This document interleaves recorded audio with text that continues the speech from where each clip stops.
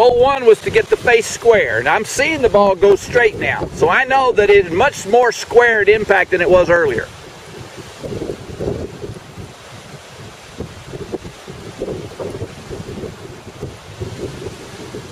Good.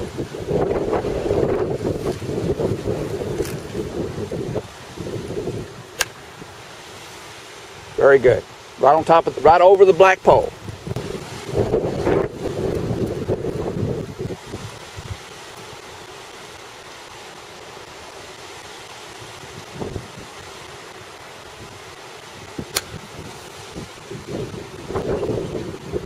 Very nice. Good. Just rehinge with speed.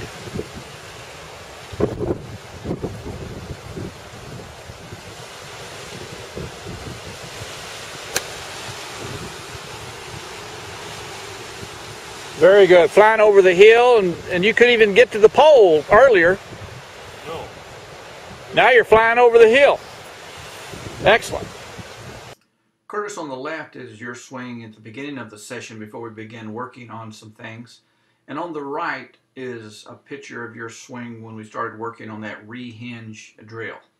I want to point out some of the things that you started doing differently which helped your ball flight. You at the beginning you were hitting it high, short, and to the right, and we just weren't getting that club face square at impact. And so we needed to make some changes in your swing that allowed you to deliver the club face more square to the ball at impact. Before, you were delivering the club face with more loft than it was intended because you were kind of what we call scooping. You were cupping that left wrist quite a bit and exaggerating the loft of the face, and it was open and more lofted, and therefore the ball went high and right and short. I had identified that one of the core reasons for the ball flight problems was the method that you used your wrist through impact, that you had a tendency to move your wrist back and forth as opposed to up and down. And so we started working on the sensation of hinging upwards. So we moved our wrist up and down instead of back and forth. The correct movement has a certain look to it, particularly in the post impact position. And the wrong movement has a different look. And so it is in examining the look of the 8th position, this is when the right arm is parallel to the ground, that we are able to identify whether or not you were doing the correct movement through impact or the incorrect movement. Here I've drawn a red line for your right arm in the shaft, and you can see on the right you have created much more of an angle in your wrist, an upward angle.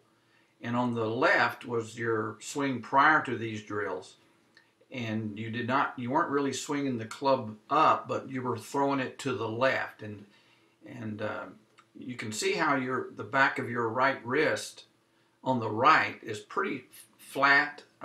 It's not bowed, but on the left you were bowing that right wrist and curving it and losing the angle at the back of the hand that you started with at address.